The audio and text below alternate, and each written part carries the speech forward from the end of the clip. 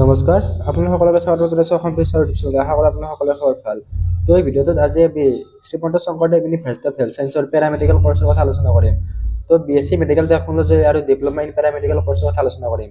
তো ইয়াতে আমি দুজন মানুহ লৈ আহিছোঁ। তো যি দুজনে এজন পেৰামেডিকেল পঢ়ি আছে আৰু আনজনে পেৰামেডিকেলৰ পৰা চাকৰি কৰি আছে আছাম মেডিকেল কলেজত। তো তেওঁলোক দুয়োজনৰ পৰা আমি কিছুমান কথা জানিম। তো এই ভিডিঅ'টো আপোনালোকৰ কাৰণে বহুতেই ইম্পৰ্টেণ্ট হ'ব আৰু আমি কিছুমান ইয়াতে চাৰ্ভাৰৰ বা ৱেবছাইটৰ কিছুমান গ্লিচ দেখাম। তো ফিজ পেমেণ্টৰ ক্ষেত্ৰত এটা গ্লিচ আছে।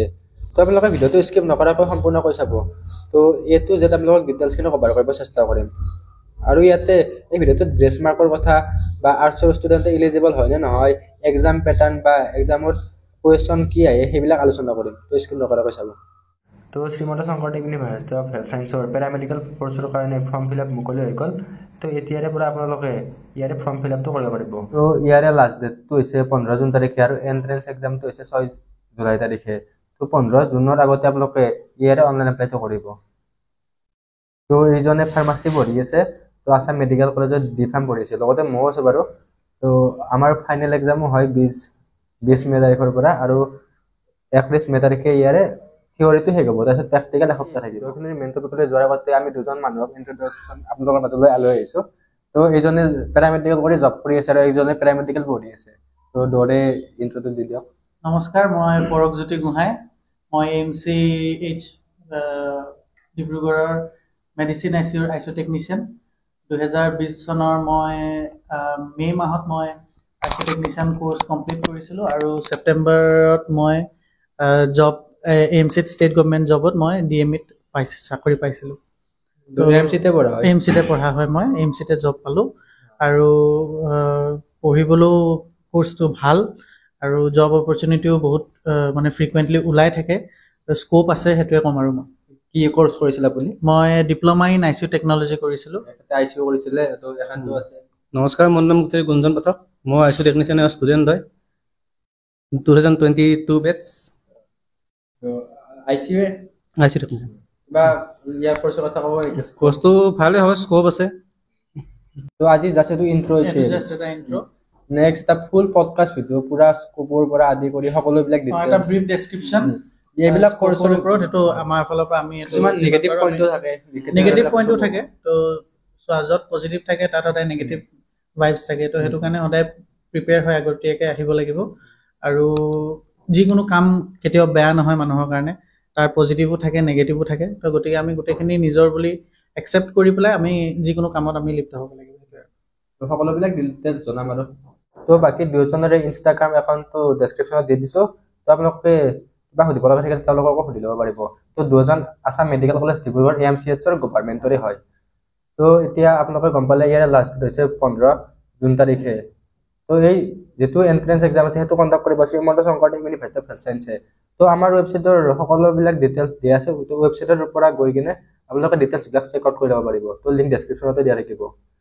তো যদি আপোনালোকে 2025ত BSc নাৰ্ছিং B.Pharm পেৰামেডিকেল কৰ্চৰ এণ্ট্ৰেন্স এক্সাম দিম বুলি ভাবি আছে, তেনেহ'লে আমাৰ ই বুক আৰু মক টেষ্ট চিৰিজবিলাক লৈ ল'ব পাৰিব। তো ই বুকত 4000তকৈ অধিক MCQ উইথ এনচাৰ পাব। তো ইয়াতে আপোনালোকে ফিজিক্স, কেমেষ্ট্ৰি, বায়'লজি আৰু ইংলিছ গ্ৰামাৰৰ MCQ কুৱেশ্যন পাব। অসমীয়া মাধ্যম বা ইংৰাজী মাধ্যম দুয়োটা মাধ্যমে উপলব্ধ আছে। আপোনালোকে যিটো মাধ্যম ল'ব খোজে সেইটো মাধ্যমে পাই যাব। তো ই বুকৰ প্ৰাইচ 149 আৰু মক টেষ্টৰ প্ৰাইচ 70। তো আপোনালোকে ই বুক আৰু মক টেষ্ট দুটা কম্বাইন কৰি ল'লে 199 হয়। তো যিবিলাক আগ্ৰহী কেণ্ডিডেট আছে তেওঁলোকে এই ই বুক কেইখন লৈ ল'ব পাৰিব। তো লিংক ডেছক্ৰিপশ্যনত দিয়া আছে, ডাইৰেক্ট ডেছক্ৰিপশ্যনৰ পৰা নহ'লে হোৱাটছএপত কণ্টেক্ট কৰি লৈ ল'ব পাৰিব। ডিছপ্লেত হোৱাটছএপ নম্বৰ দিয়া আছে, আপোনালোকে হোৱাটছএপত কণ্টেক্ট কৰি লৈ ল'ব। তো বাকী ইয়াৰে যিটো course BSc medical technology diploma ডিগ্ৰীৰ কাৰণে, ডিপ্ল'মা ডিগ্ৰী দুয়োটাৰ কাৰণে আপোনালোকে এণ্ট্ৰেন্স এক্সাম দিব লাগিব। এটাই এণ্ট্ৰেন্স এক্সাম হ'ব, কেৱল ৰেংকটো বেলেগ বেলেগ হ'ব। আপোনালোকে বেলেগ বেলেগকৈ এক্সট্ৰাকৈ ইয়াতে এপ্লাই কৰাৰ প্ৰয়োজন নাই। আৰু ফিজটোৰ কথা কৈ দিম। তো ফিজটো এতিয়া তেওঁলোকে কম্বাইন কৰি দিছে। তো আপোনালোকে অনলি ডিগ্ৰী বা অনলি ডিপ্ল'মা তেনেকুৱা কৰিব নোৱাৰে, দুয়োটাই হৈ যাব। তো এইটো ষ্টেট লেভেলৰ হয়। তো এক্সামটো কৰি দিলোঁ 6 জুলাই তাৰিখে। নেক্সট এক্সাম পেটাৰ্ণ, এক্সামটো ক্লাছ 10+2 মানে ক্লাছ 11 আৰু 12ৰ কুৱেশ্যনবিলাক আহে। তো 11ৰ ফিজিক্স, কেমেষ্ট্ৰি, বায়'লজি, তাৰপিছত 12ৰ ফিজিক্স, কেমেষ্ট্ৰি, বায়'লজি এইখিনি আহে। আৰু ইয়াতে ফিজিক্সৰ পৰা 25 মাৰ্ক, কেমেষ্ট্ৰিৰ পৰা 25 মাৰ্ক, তাৰপিছত বায়'লজিৰ পৰা 25 মাৰ্ক আৰু ইংলিছ গ্ৰামাৰৰ পৰা 25 এইখিনি হৈ গ'ল। ইয়াতে এক্সামটো 2 ঘণ্টাৰ হয়। তো বহুতৰে প্ৰশ্ন হয় যে ইয়াতে আৰ্টছৰ ষ্টুডেণ্টে কৰিব পাৰে নে নাই, বা গ্ৰেছ মাৰ্ক একচেপ্ট কৰে নে, পাৰ্চেণ্টেজ কিমান লাগে এইখিনি। তো ইয়াতে আৰ্টছৰ ষ্টুডেণ্টে কৰিব নোৱাৰে, কেৱল ছায়েন্সৰ ষ্টুডেণ্টে ইয়াতে এলিজিবল হয়। তো ছায়েন্সৰ ক্ষেত্ৰতো লাষ্ট ইয়াৰলৈকে দেখা গৈছিল যে পেৰামেডিকেলত গ্ৰেছ মাৰ্ক একচেপ্ট কৰিছিলে, কিন্তু এই বছৰ 2025 পৰা পেৰামেডিকেলত গ্ৰেছ মাৰ্ক একচেপ্ট নকৰে। তো আপোনালোকৰ ইয়াতে এলিজিবল ক্ৰাইটেৰিয়া প্ৰথমতে ইণ্ডিয়ান চিটিজেন হ'ব লাগিব, নেক্সট অসমৰ স্থায়ী বাসিন্দা হ'ব লাগিব, আৰু ইয়াৰ কাৰণে পাৰ্মানেণ্ট ৰেচিডেন্ট চাৰ্টিফিকেট এখন লাগিব, PRC বুলি চাৰ্টিফিকেট এখন আছে। তো নেক্সট আপোনালোকৰ মিনিমাম কোৱালিফিকেশ্যন, আপোনালোকৰ PCB ফিজিক্স কেমেষ্ট্ৰি বায়'লজি থাকিব লাগিব। তো PCBত আপোনালোকৰ 40% লাগিব। 40%টো হৈছে OBC SC ST এইবিলাকৰ কাৰণে, আৰু জেনেৰেলৰ কাৰণে 50%। এইটো PCB ফিজিক্স কেমেষ্ট্ৰি বায়'লজিতে হয়। নেক্সট আপোনালোকৰ ইংলিছত পাছ থাকিব লাগিব। ইয়াতে কোনো ধৰণৰ গ্ৰেছ মাৰ্ক একচেপ্ট নকৰে। আপোনালোকে মেইন নটিছখনতো চাব পাৰে, তাত উইথাউট গ্ৰেছ মাৰ্ক বুলি পুৰা লিখাই আছে, তো সেইকাৰণে গ্ৰেছ মাৰ্ক একচেপ্ট নকৰে। আৰু নেক্সট এজ লিমিট ইয়াতে 17 ইয়াৰ্ছ হয়, 17 বছৰ, এইটো 31 ডিচেম্বৰ 2025 হিচাপত ধৰিব। নেক্সট ফিজ, যিটো ডিগ্ৰী কোৰ্চ আছে তাৰে কাৰণে বেলেগকৈ কৰিব, ডিপ্ল'মাৰ কাৰণে তো তেনেকুৱা কোনো ধৰণৰ অপশ্যন নাই। তো আপোনালোকে ডিগ্ৰী ডিপ্ল'মা এনেকুৱা চিলেক্ট কৰা অপশ্যন নাই, একেলগে পে'মেণ্ট হৈ যাব। জেনেৰেলৰ কাৰণে 1500 টকা, আৰু SC ST OBCৰ কাৰণে 1200 টকা। তো আপোনালোকে এইটো ফিজ পে'মেণ্ট কৰিলে আপোনালোকৰ হৈ যাব। তো আপোনালোকক মই প্ৰথমতে কৈছিলোঁ যে ইয়াৰে এপ্লিকেশ্যন ফিজ 1500 টকা আৰু 1200 টকা। তো আপোনালোকে ৱেবছাইটৰ গ্লিচ এটা চাব পাৰে। তো এইটো ৱেবছাইট নহয়, এইটো ৱেবছাইটৰ এপ্লিকেশ্যন ফৰ্মৰ লিংক। ইয়াতে আপোনালোকে চাব পাৰে 7 নম্বৰ পইণ্টটো, ইয়াতে যিটো 7 নম্বৰ পইণ্টটো দি আছে, after submitting online application form applicant are pay the examination fees 2000 টকা থ্ৰু অনলাইন পে'মেণ্ট। তো ইয়াতে 2000 টকা বুলি লিখা আছে, কিন্তু আপোনালোকে এইটো ৱেবছাইটৰ ইয়াতে ফি কালেক্ট অপশ্যনত গ'ল। ফি কালেক্ট অপশ্যনত যোৱাৰ পিছত ইয়াতে ষ্টুডেণ্ট পে'মেণ্ট কেটেগৰী ক্লিক কৰাৰ পিছত ইয়াতে আপোনালোক দেখাই দি আছোঁ, ইয়াতে পেৰামেডিকেল এণ্ট্ৰেন্স এক্সাম ফিজ বুলি লিখা আছে। ইয়াতে ক্লিক কৰিলোঁ, তো ইয়াতে কোনো ধৰণৰ অপশ্যন নাই যে কোৰ্চ চিলেক্ট কৰিব পাৰে। ইয়াতে কেৱল কেটেগৰী আছে। কেটেগৰীত আপোনালোকে জেনেৰেল দিলে ইয়াতে 1500 টকা দেখাব, আৰু যেতিয়া বাকী OBC MOBC দিয়ে ইয়াতে 1200 টকা দিব দেখাব। তো চাব পাৰে ৱেবছাইটৰ বহুতখিনি গ্লিচ হৈ থাকে। তো তেওঁলোকৰ ফি ষ্ট্ৰাকচাৰটো ইমান এটা ভালকৈ দিয়া নাই। তো ইয়াতে লিখা আছে 2000 টকা, কিন্তু আপোনালোকে পে'মেণ্ট অপশ্যনত ষ্টুডেণ্ট ফি কেটেগৰীত তাতে পেৰামেডিকেলত পে'মেণ্ট কৰিব গ'লে আপোনালোকৰ 1500 টকা আৰু 1200 টকা দেখায়, কিন্তু ইয়াতে লিখা আছে 2000 টকা। তো এনেকুৱা বহুতখিনি গ্লিচে দেখা পোৱা যায়। তো ফাৰ্মাচীৰ ক্ষেত্ৰতো বহুতৰ এনেকুৱা বহুত নট এলিজিবল দেখাই আছে। তো এইটো আমাৰ ৱেবছাইটৰ এইটো পোষ্ট হয়। তো এইটো পোষ্টৰ লিংক ডেছক্ৰিপশ্যনত দিয়া থাকিব। তাৰ পৰা আপোনালোকে সকলোবিলাক ডিটেইলছে পাই যাব। ইয়াতে ডিটেইলছবিলাক বঢ়িয়াকৈ কভাৰ কৰা আছে। তো GNM নাৰ্ছিঙৰ ভিডিঅ' চাব পাৰিব, ইয়াতে পুৰা ষ্টেপ বাই ষ্টেপ বুজোৱা আছে। তো নেক্সট ইয়াতে তলৰ ফালে আপোনালোকে আহিলে ইয়াতে যিটো অনলাইন এপ্লিকেশ্যন ফৰ্ম বুলি লিখা আছে, ইয়াত ৰেজিষ্ট্ৰেশ্যনলৈকে ৰিডাইৰেক্ট কৰিব। ইয়াতে লগইন অপশ্যন আছে। তো এডমিশ্যন নটিছখন ইয়াৰ পৰা ডাউনলোড কৰিব পাৰিব, যিখন এপ্লিকেশ্যন বা ইয়াৰে নটিছ আছে। তো ৰেজিষ্ট্ৰেশ্যন অপশ্যনত ক্লিক কৰাৰ পিছত তো আপোনালোকক ইয়াৰে যিটো SSUHSৰ পেজ আছে তাৰলৈকে ৰিডাইৰেক্ট কৰি দিব।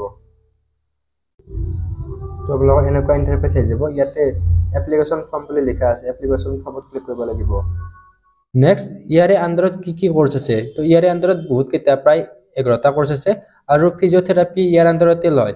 তো এতিয়া আপোনালোকে লিষ্টখন যেতিয়া ৱেবছাইটত বা যিটো PDF আছে PDFত নটিছখন চাব, আমাৰ ৱেবছাইটতো দিয়া আছে, তাতে কি দেখাব আপোনালোকে মেডিকেল লেবৰেটৰী টেকন'লজি বুলি ইয়াত দিয়া আছে। তো ইয়াতে বহুতে সুধিছে DMLT নে BMLT, ডিপ্ল'মা নে ডিগ্ৰী। তো ইয়াতে দুটা কোৰ্চে আছে। তো প্ৰথমতে আহি গ'ল কোৰ্চ মেডিকেল লেবৰেটৰী টেকন'লজি, মানে BMLT DMLT। তাৰপিছত ৰেডিঅ'লজি এণ্ড ইমেজিং টেকন'লজি হৈ গ'ল, তাৰপিছত কাৰ্ডিয়েক কেয়াৰ টেকন'লজি, তাৰপিছত trauma and emergency technology, next ICU আহি গ'ল, তাৰপিছত OT টেকন'লজি আহি গ'ল, নেক্সট এনেস্থেচিয়া এণ্ড ক্ৰিটিকেল কেয়াৰ, তাৰপিছত ব্লাড বেংকিং টেকন'লজি, ডায়েলিচিছ, তাৰপিছত ফিজিঅ'থেৰাপিৰ BPT আৰু DPT, ডিপ্ল'মা ডিগ্ৰী দুটাই আছে, আৰু অপ্ট'মেট্ৰি। তো অপ্ট'মেট্ৰিটো চাগে ডিগ্ৰী আছে, ডিপ্ল'মা নাই। তো যদি তেওঁলোকৰ ফালৰ পৰা জনাই দিয়ে সেইটো জনাই দিম। আৰু ইয়াতে বহুতে সুধে যে ইয়াতে টপ কোৰ্চ কোনটো। চাওক ইয়াতে টপ কোৰ্চ বুলি ক'বলৈ গ'লে কোৰ্চৰ কথাত এনেকৈ নকওঁ, কাৰণ সকলোৱে নিজৰ জেগাত ঠিকেই আছে।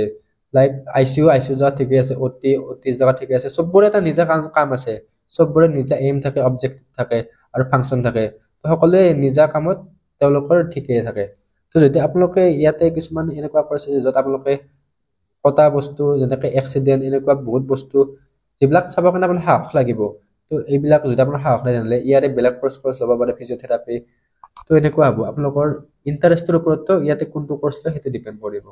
এতিয়া এপ্লিকেশ্যন প্ৰচেছ তো আপোনালোকৰ এপ্লিকেশ্যনৰ ৰেজিষ্ট্ৰেশ্যন আৰু লিংকটো আমাৰ ৱেবছাইটত দিয়াই আছে তো এইটো মাজে মাজে আহি থাকে এনেকৈ তো মাজে মাজে ডিষ্টাৰ্ব দিয়ে থাকে তো নেক্সট ষ্টেপ তো আপোনালোকে SSUHSৰ ৱেবছাইটত যাওঁতে তাত এণ্ট্ৰেন্স এক্সাম বুলি দেখা পাব তাত BSc মেডিকেল টেকনলজি বা ডিপ্ল'মা ইন পেৰামেডিকেল বুলিও আছে তো আমাৰ ৱেবছাইটত যিটো তলৰ ফালে যোৱাৰ পিছত ইম্পৰ্টেণ্ট লিংক ছেকশ্যন আছে তাতো পাই যাব তো ইয়াতে এডমিট কাৰ্ডটো আপোনালোকৰ 15 জুন তাৰিখে ঘোষণা হ'ব আৰু ইয়াতে ফিজ পেমেণ্টৰ কথা তো ফিজ পেমেণ্টৰ কথা কি হয় বহুতে ফিজ পেমেণ্ট কৰোঁতে তেওঁলোকৰ ফেইল হয় তো ইয়াৰ ৰিজনটো আপোনালোকে যিখন ATM ইউজ কৰে সেইখন ই-কমাৰ্চ ATM হয় মানে কমাৰ্চিয়েল বস্তুবিলাকৰ কাৰণে ট্ৰানজেকশ্যনটো এলাউ থাকিব লাগিব তো এতিয়া আপোনালোকে কেনেকৈ ইয়াৰে ATMখন ই-কমাৰ্চ কৰি ল'ব সেইটো এই ভিডিঅ'ত নজনাওঁ কাৰণ সেইটো টেকনিকেল হৈ যাব তো টেকনিকেল বস্তুটো নজনা বাৰু আপোনালোকে ইউটিউবত চাই ল'ব পাৰিব তো ই-কমাৰ্চ ATM কি বা ই-কমাৰ্চ কেনেকৈ এক্টিভ কৰে তো যিটো আপোনালোকৰ বেংক থাকে বেংকৰ এপ এটা থাকে